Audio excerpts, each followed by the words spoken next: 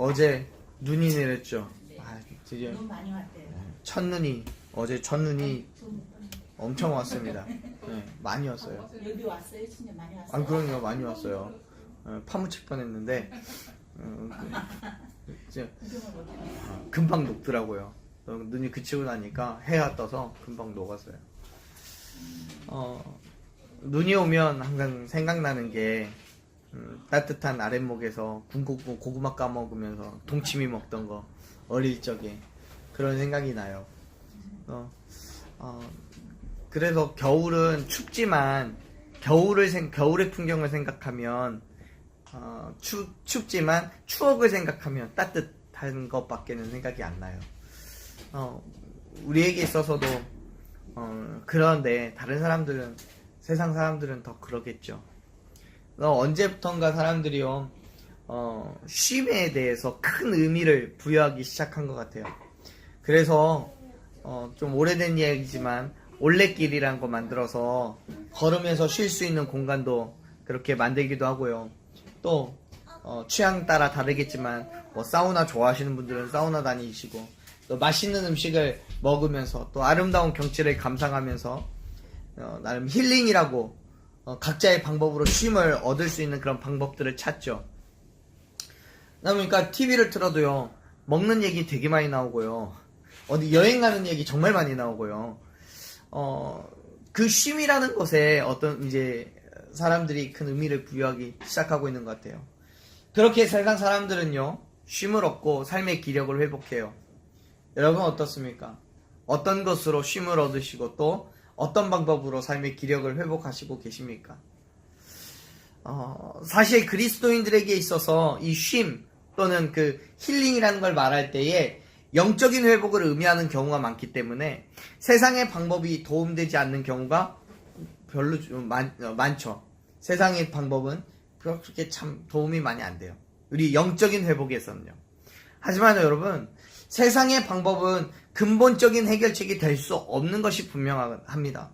그러나 우리에게 완전한 쉼과 회복을 얻기 위해서 필요한 것이 있다면 반드시 하나님의 역사하심이 있어야 돼요. 그렇기 때문에 우리는 하나님을 찾아야 되는 거예요.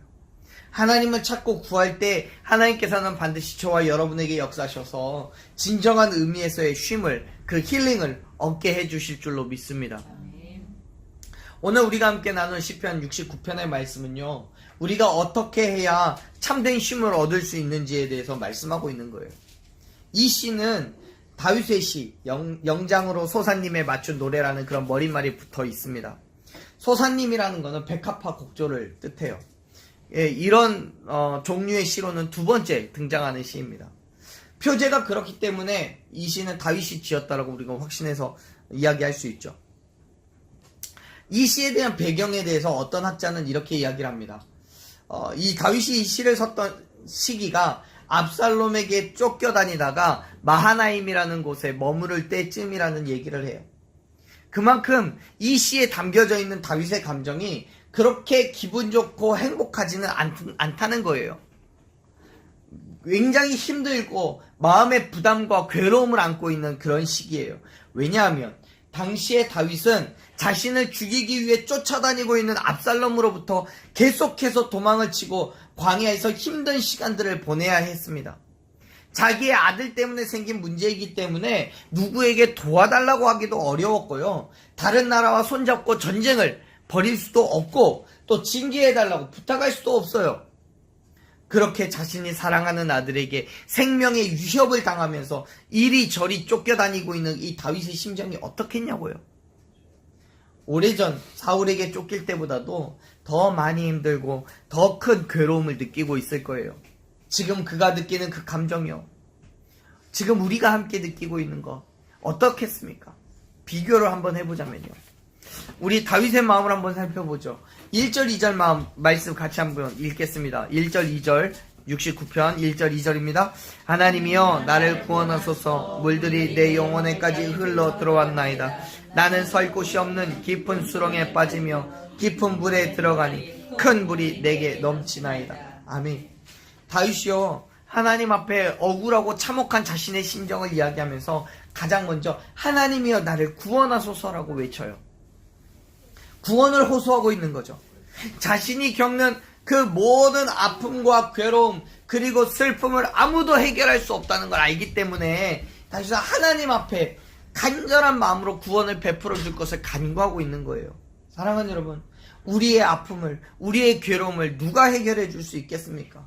세상에서요? 아니요. 세상에서는 아무도 없어요. 그 누구도 우리의 아픔을 대신해 줄 수가 없어요.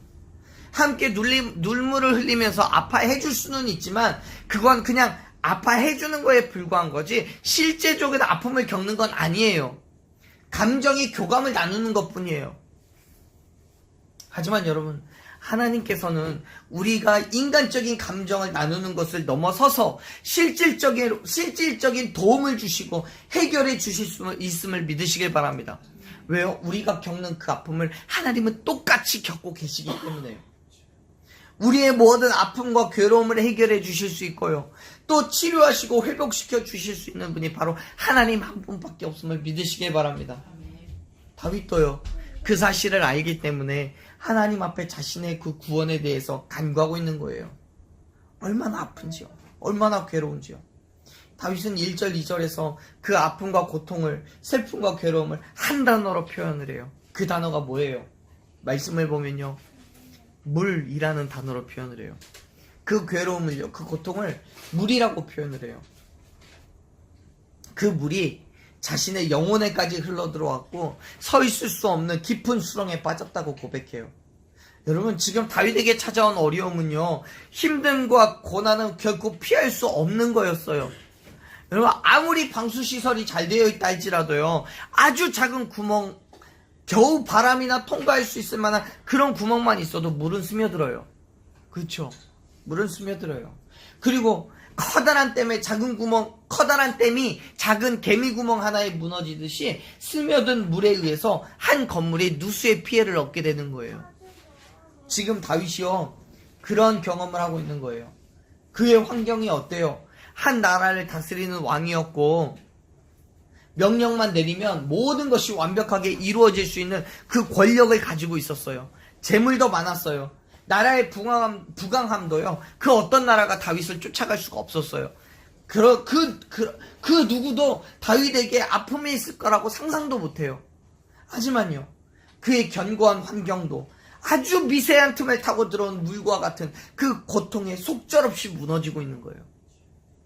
지금 다윗은 그런 아픔을 겪고 있는 중이에요. 피할 수도 없고 피할 길도 없고 방법도 없는 그런 아픔이요. 그 아픔 때문에 다윗은 어떻게 해요? 하나님을 향해 부르짖어요. 3절 말씀 한번 읽어볼까요? 같이 읽습니다. 내가 부르짖음으로 피곤하여 나의 목이 마르며 나의 하나님을 바라서 나의 눈이 쇠하였나이다. 아멘. 그의 부르짖음이 얼마나 간절한지, 목이 마르고 눈이 쇠할 정도가 되겠습니까?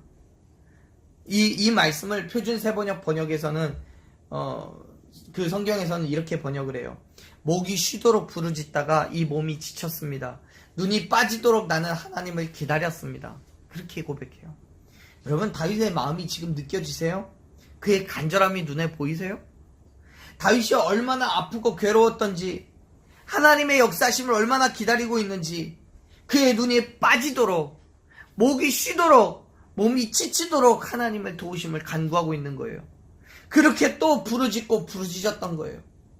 다윗은 자신의 문제를 해결하기 위해서 세상의 방법을, 인간의 도움을 구하지 않아요. 오직 하나님의 역사심을 기대하면서 하나님께서 움직이시기를, 하나님께서 역사하시기를 기다리고 있는 거예요. 다만 그 일이 속히 이루어지기를 간구하는 거죠. 내가 정말 지쳐서 죽기 전까지, 쓰러지기 전에 하나님께서 역사해달라고요. 사랑하는 여러분, 우리 각자의 삶 가운데에서 여전히 아픔이 있어요. 비록 우리의 아픔이 사랑하는 자녀들에게 쫓길 만큼은 아니겠죠. 하지만 내 아픔이기 때문에 다윗 못지않은 아픔이 우리에게 있어요. 그렇잖아요. 예수님 손에 박힌 그 못의 아픔보다도 우리 손에 박힌 아주 작은 가시 하나의 아픔이 더 큰 거잖아요. 우리에게도요, 그만큼의 아픔이 있고 슬픔이 있다고요. 그렇다면 여러분, 간구하세요.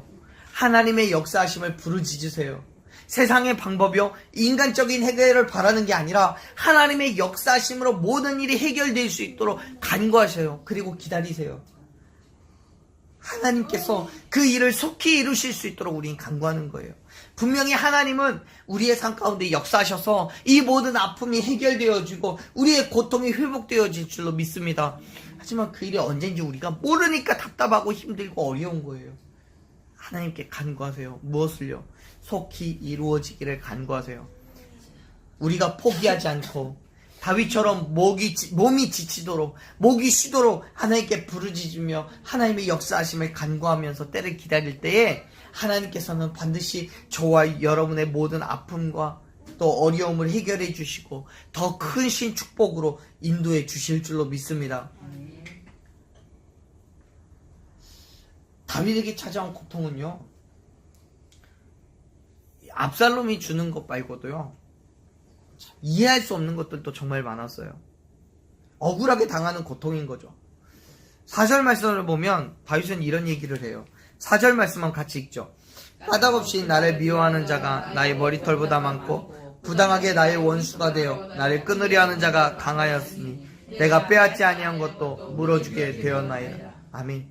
지금 다윗이 겪고 있는 그 아픔 가운데에는 까닭없이 주어진 것이 있다고 고백해요.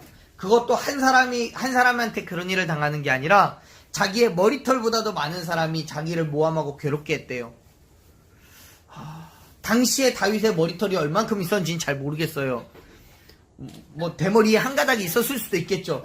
그런데 얼마나 그의 머리숱이 많았는지는 모르겠지만 그가 가지고 있는 그 머리털보다도 많은 사람이 다윗을 억울하게 하고 괴롭히고 힘들게 했다는 거예요.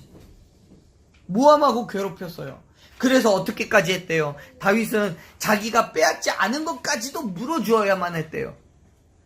도대체 누구에게 어떤 잘못을 했기에 그냥 지금 광야에 있는 것만으로도 충분히 고통스럽고 충분히 아프고 괴로울 텐데 아무런 이유도 없이 미움당하고 어려움을 받는다면 그 아픔과 괴로움은 상상할 수도 없을 정도일 거예요. 그러한 아픔이 다윗에게 있는 거예요. 다윗은요, 자신이 겪고 있는 그 아픔과 괴로움을 하나님께 토로하면서 그 억울함을 호소해요. 그러다가 결국엔 어떻게 해요? 자기의 죄를 고백해요. 5절 말씀을 같이 읽죠. 5절 읽습니다. 하나님이여 주는 나의 우매함을 아시오니 나의 죄가 주 앞에서 숨김이 없나이다. 아멘. 자기의 죄가 하나님 앞에 숨김이 없다고 말해요. 다윗은 자기를 힘들게 하는 사람들 앞에서 아무런 잘못도 없지만 하나님 앞에서는 허물이 많은 죄인이라는 사실을 깨달았어요. 다시 한번. 다시 말해서 하나님 앞에서는 내가 죄인인 것이 분명하지만 다른 사람들 앞에서는 결코 그렇게 죄인된 삶을 살지 않았다고 고백하는 거예요. 그것은 결국 다른 사람들이 자기의 허물과 약점을 지적하고 정죄하려고 하지만 이미 하나님께서는 내가 사람들 앞에 죄 없음을 다 아시기 때문에 나의 대신해서 사람들 앞에서 나의 무죄함을, 죄가 없음을 증거해달라고 요청을 하고 있는 거예요. 자, 다시 보세요. 5절 말씀을 보면 나의 죄가 주님 앞에서는 숨김이 없다고 고백하잖아요. 주님은 내 죄의 모습을 다 알고 계시는데 그 죄의 모습이라고 하는 건 하나님 앞에서의 죄인 거지 사람들에게 있어서는 자기가 죄를 지은 게 없다고 고백하는 거예요. 그렇기 때문에 하나님, 세상 사람들 앞에 얘기해 주세요. 내가 하나님 앞에서는 죄인일지는 모르겠지만 세상 사람들 앞에서는 죄가 없다라고. 지금 내가 당하고 있는 어려움과 괴로움들이 도대체 무엇 때문인지 내가 알지 못하겠습니다 라고 고백하고 있는 거예요. 그래서 만일 하나님께서 다윗 자신이 세상에서 죄가 없음을 인정해 주신다면 세상이 나에게 주는 그 모든 아픔과 괴로움 속에서 또 나를 대적하고 있는 그 수많은 적군들 앞에서 내가 참아내고 견디고 이기고 승리할 수 있도록 도와달라고 고백하고 있는 거예요. 사랑하는 여러분, 저와 여러분은요, 세상에서는 몰라도요, 하나님 앞에서 한없는 죄인에 불과해요. 그런데 하나님 아시죠? 하나님은 아세요. 우리가 세상에서 얼마나 정직하게 그리고 얼마만큼 신실하게 하나님을 드러내려고 했는지를 아시는 거죠. 비록 하나님 앞에서는 죄인의 모습이지만 나의 죄된 모습을 하나님께서 아시기 때문에 세상에서는 어떠한 신실함으로 살아가고 있는지 또한 하나님은 아신다는 거예요. 그렇게 저와 여러분의 삶을 아시고 지키시고 보호하신 하나님께서 우리의 모든 대적과도 친히 싸워서 마침내 승리하게 될 줄로 믿으시길 바랍니다. 그 사실을 인정하세요. 그렇기 때문에 하나님의 도우심을 간구해야 되는 거예요. 하나님께서는요, 처음부터 끝까지 저와 여러분의 도움이 우리의 피할 바위가 되어 주실 줄로 믿습니다. 이렇게까지 했는데 다윗의 억울함은 멈추질 않아요. 보죠. 6절 말씀 한번 읽어보겠습니다. 주 만군의 여호와여, 주를 바라는 자들이 나를 인하여 수치를 당하게 하지 마옵소서. 이스라엘의 하나님이여, 주를 찾는 자가 나로 말미암아 욕을 당하지 않게 하옵소서. 우리 말씀 좀만 더 읽어볼까요? 7절. 내가 주를 위하여 비방을 받았사오니 수치가 나의 얼굴을 덮였나요? 8절. 내가 나의 형제에게는 객이 되었고 나의 어머니의 자녀에게는 낯선 사람이 되었네. 9절. 주의 집을 위하여 열성이 나를 삼키고 주를 비방하는 비방이 내게 미쳤나이다. 아멘. 여러분, 이런 경험 해보신 적 있으신가요? 나 때문에 혹은 나의 믿음 때문에 다른 믿는 사람들이 손가락질 당한 적이 있습니까? 아니면 예수님을 믿는다는 것 때문에 핍박을 당하신 적이 있습니까? 때로는 아무런 이유 없이 그저 우리의 믿음 때문에 고난을 받을 때가 있어요. 아픔을 겪을 때가 있어요. 심지어요, 교회에서 주어진 사역을 감당하다가 어디에선가 누구에게인가 핍박을 당할 때도 있어요. 그러한 것들요, 지금 6절부터 8절, 9절까지 이야기하는 게 지금 그런 얘기를 있는 거예요. 내 믿음 때문에, 내가 하나님의 말씀을 쫓아서 살아간다고 했던 것 때문에 혹시 다른 사람이 손가락질 당하거나 다른 사람이 비방을 받진 않습니까? 혹시 나 때문에 하나님이 욕을 먹고 계시지 않습니까? 그런 얘기 하는 거죠. 다윗은 자신이 경험해가는 이러한 어려움들 속에서 하나님을 향해서 부르짖고 있는 거예요. 우리가 믿음의 생활을 하게 되면서 겪는 그 아픔들, 괴로움들, 그리고 이해할 수 없는 핍박을 받게 된다면 여러분은 어떻게 반응하시겠습니까? 다윗은 이렇게 얘기를 해요. 13절 말씀 같이 읽겠습니다. 여호와여, 13절이에요. 여호와여, 나를 반기시는 때에 내가 주께 기도하오니 하나님이여, 많은 인자와 구원의 진리로 내게 응답하소서. 아멘. 다윗은 하나님의 응답을 기다리면서 기도해요. 끊임없이 기도해요. 수렁에서 건져주시기를 기도해요. 미워하는 자들과 깊은 물과 같은 그 괴로움 속에서 건져주시기를 기도해요. 더 나아가서 그렇게 부르짖잖아요. 아니, 하나님은 인자하시지 않습니까? 선하시지 않습니까? 그런 하나님께서 내 기도에 응답하지 않으면 안 되지 않습니까? 하나님의 긍휼하심은 정말 크시지 않습니까? 제발 나 좀 돌아봐 주십시오. 내 기도를 들어주십시오. 사랑하는 여러분, 지금 여러분의 삶이 그렇게 괴로우십니까? 지푸라기라도 붙들고 싶은 그런 마음이 있으십니까? 하나님의 인자하심을, 그의 선하심을 향해 부르짖으십시오. 하나님의 긍휼하심을 여기시면서 간절하게 기도하세요. 17절에서 다윗은 그러한 기도의 제목으로 기도합니다.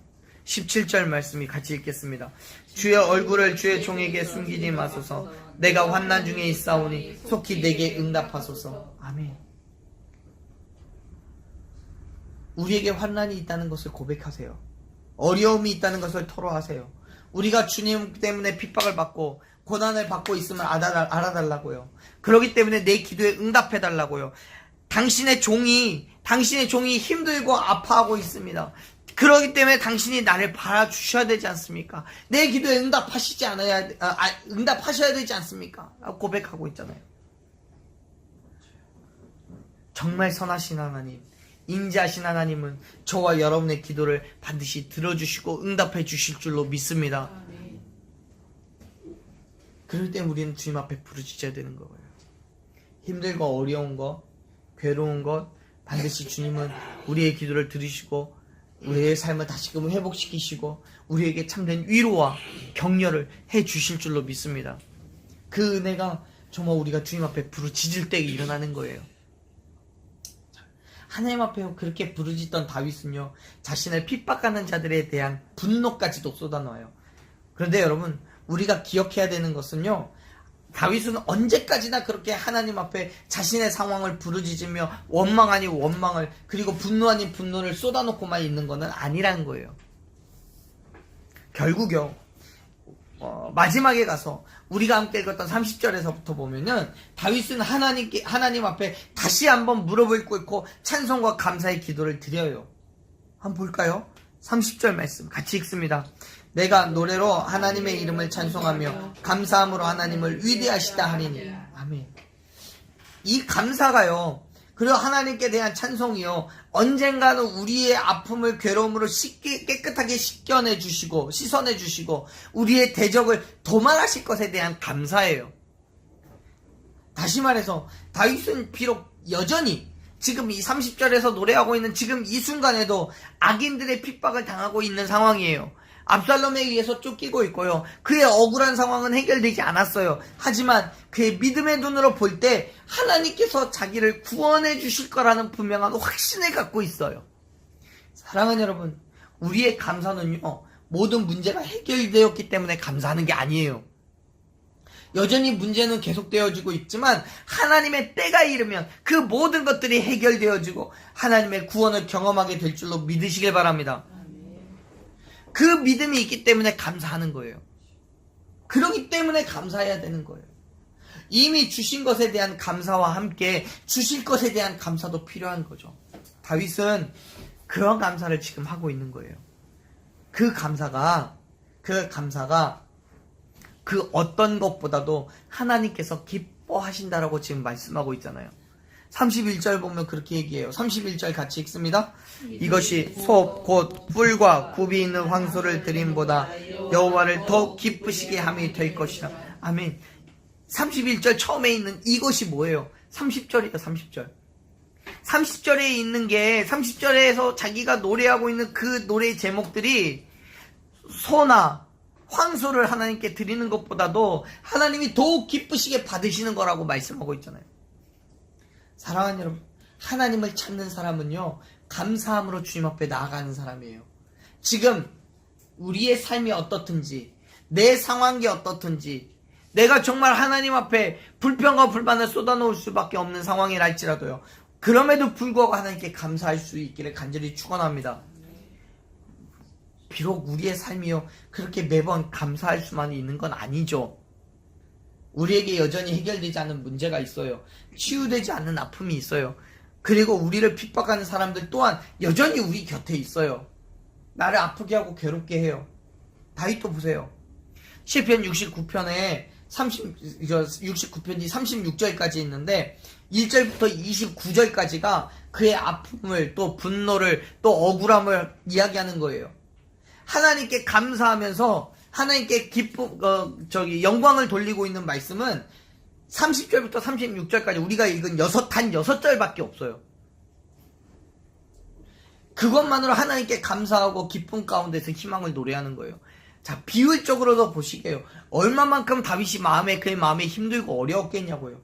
여전히 우리도 그렇잖아요. 우리가 하나님 앞에 감사한다고 하지만 그 감사가 우리 기도의 대부분을 차지하고 있는 거 아니잖아요. 그럼에도 불구하고요, 다윗은 결국 하나님께 찬양과 감사를 드려요. 그러한 믿음이 우리에게도 동일하게 있기를 간절히 소망합니다. 지금 우리의 형편은 결코 그렇지 못하지만 결국 하나님께서 우리를 승리해 주실 것에 대한 믿음으로 감사하며 나아가기를 간절히 축원합니다. 어떻게요? 어떻게 우리가 감사할 수 있습니까? 35절 말씀을 보면요, 이렇게 얘기를 해요. 35절 같이 읽겠습니다.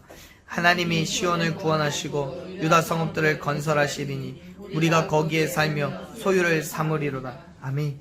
하나님께서는 결국 시온을 구원하시고 유다의 성읍을 건설하실 거라고 선포해요. 시온이라는 거는 이스라엘 백성들을 얘기해요.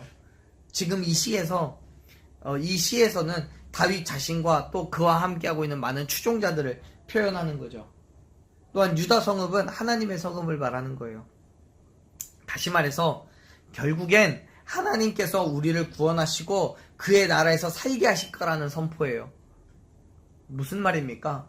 지금은 아무리 힘들고 어렵고 괴로웠고 그러한 나날들이 계속된다고 할지라도 그의 마지막은 결국 우리에게는 승리이고 결국 그 나라에서 하나님의 나라에서 우리는 영원토록 살게 될 거라는 그런 예언적인 선포인 거죠. 계시예요. 사랑하는 여러분, 오늘 다윗의 이러한 고백이 저와 여러분의 고백이 되기를 간절히 축원합니다. 지금 이러한 믿음이 있기 때문에 우리는 감사하며 나아갈 수 있는 거예요. 사랑하는 여러분, 지금의 힘듦 때문에 모든 것을 포기하고 싶으십니까? 예수님을 믿는 것 때문에 혹은 핍박당하고 계십니까? 세상 속에서 고통을 경험하고 계십니까? 하나님께서 저와 여러분을 구원하시고 그의 나라에서 살게 하실 것이기 때문에 우리는 감사하며 나아가게 될 줄로 믿습니다. 감사로 드리는 예배 가운데 하나님은 기쁨으로 우리와 함께 하실 줄로 믿습니다. 다윗은요, 그렇게 말씀을 통해서 하나님의 구원을 간구하는 거예요. 주님의 손을 잡고 지금의 어려움을 이기게 되기를 간구하고 있는 거예요. 주님의 도우심이 아니면 자신의 삶 가운데 놓여진 그 아픔을, 그 슬픔을, 그 고통과 괴로움을 이길 수가 없다는 걸 알기 때문에 하나님 앞에 나아가는 거예요.